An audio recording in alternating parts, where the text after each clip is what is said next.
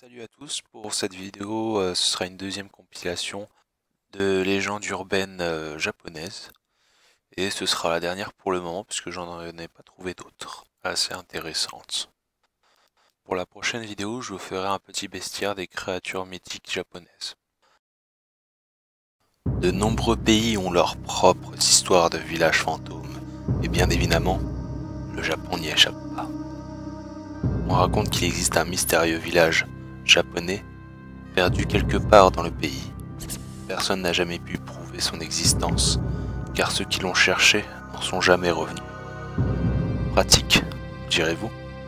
Certains y croient dur comme fer, et affirment qu'il y a un panneau disposé à l'entrée du village disant « Les lois constitutionnelles du Japon ne s'appliquent pas ici ».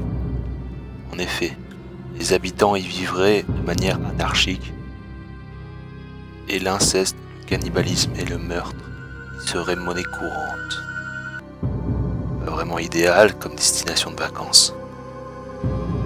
Les appareils électroniques seraient inefficaces sur place, ce qui empêcherait de localiser son emplacement. Par la même occasion, d'appeler des secours si par malheur vous veniez à y pénétrer. Donc, si vous allez en visite au Japon, faites gaffe aux routes que vous empruntez. Le manoir d'Imuro. Ce manoir se situe quelque part au-delà de la ville de Tokyo. Il serait l'un des endroits les plus hantés du Japon.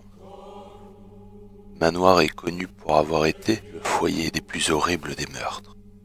L'histoire raconte que tous les 50 ans, la famille Imuro, qui l'occupait alors, participait à un rituel abominable, le rituel de strangulation, qui avait pour but d'emprisonner les mauvais karmas sous la terre.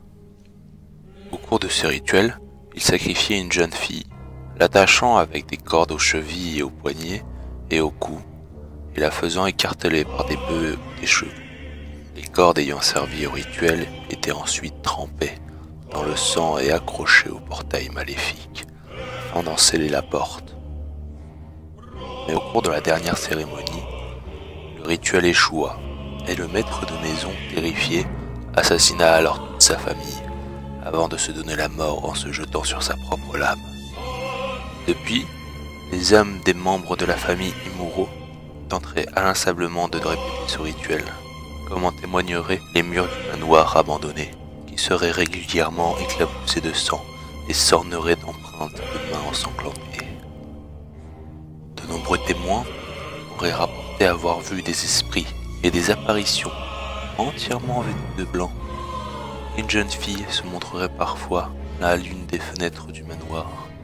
Il y eut un jeu, à l'image de cette légende. Jeu Projet Zéro. Il fut vendu aux États-Unis comme étant basé sur une histoire vraie. L'histoire de la famille Imuro est-elle réellement vraie? La pièce rouge. C'est une légende urbaine qui raconte qu'un pop-up apparaîtrait parfois sur les écrans d'ordinateur quand on est connecté à Internet. Ce pop-up montrerait simplement une porte rouge et une voix enregistrée dirait « Aimez-vous ?» Si jamais le pop-up était fermé avant la fin de la phrase, il réapparaîtrait inexorablement jusqu'à ce que la voix puisse enfin terminer la question. Aimez-vous la pièce rouge?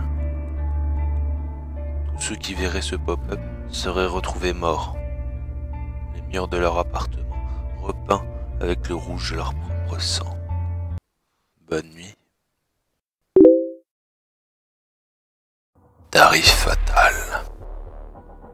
Parfois, quand un chauffeur de taxi se retrouve dans l'obligation de faire de longs trajets solitaires sur une route durant la nuit, un inconnu apparaîtrait subitement dans le noir et le hélerait. L'étrange client refuserait toujours de s'asseoir à l'arrière et demanderait au chauffeur de l'amener dans un endroit dont ce dernier n'a jamais entendu parler. Il donnerait ensuite au conducteur des indications de plus en plus complexes, le menant de nombreuses rues et ruelles, faisant traverser diverses villes et même parfois des routes de campagne. Au bout d'un moment, perdu et ne semblant arriver nulle part, le conducteur du taxi commencerait à se sentir mal à l'aise et se tournerait pour demander quelques précisions au passager, et celui-ci aurait mystérieusement disparu. Le chauffeur de taxi reprendrait alors le volant, puis, inexplicablement, se rendrait au bord d'une falaise et se jetterait dans l'abîme. Tomino. Dans ce monde, il serait des choses qui ne devraient jamais être lues à haute voix. Tel est le poème japonais L'enfer de Tomino de Yomota Inuiko.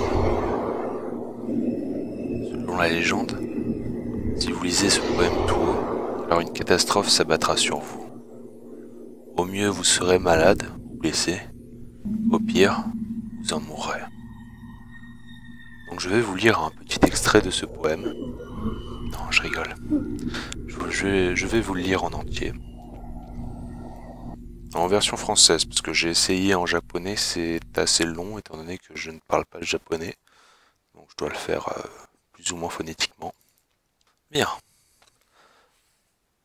Sa grande sœur a vomi le sang.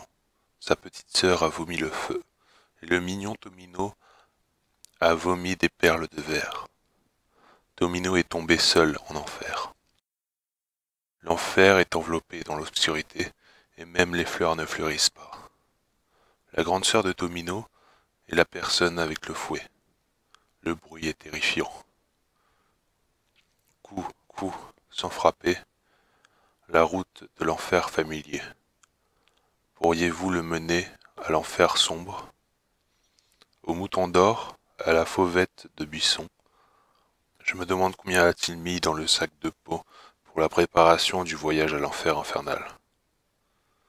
Le printemps arrive, même dans la forêt et la vapeur, même dans la vapeur du sombre enfer. Le rossignol dans le panier, le mouton dans le chariot, des larmes dans les yeux du mignon Tomino. Crie, rossignol. Vers la forêt en pluie, il crie qu'il regrette sa petite sœur. L'écho pleurant réverbère partout en enfer. Le renard pivoine explose. Tournoie autour des 7 montagnes de l'enfer et des 7 courants. Le voyage solitaire du mignon Tomino. S'ils sont dans l'enfer, apporte-les-moi. L'aiguille des tombes. Je ne percerai pas avec l'aiguille rouge dans les jalons du petit Tomino.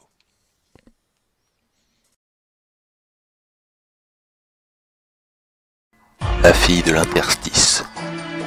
Comme son nom l'indique, la fille de l'interstice serait un esprit vivant dans les petits interstices, entre les meubles, les portes, bien les tiroirs, tout autre petit espace. La légende affirme que si jamais vous rencontrez son regard, alors la fille de l'interstice vous proposera Oh, cache-cache. Si vous apercevez ses yeux une seconde fois, alors vous serez pris dans une autre dimension, où mort certaine viendra. Ah, dernière chose. Je pense que vous avez oublié de fermer la porte de votre placard.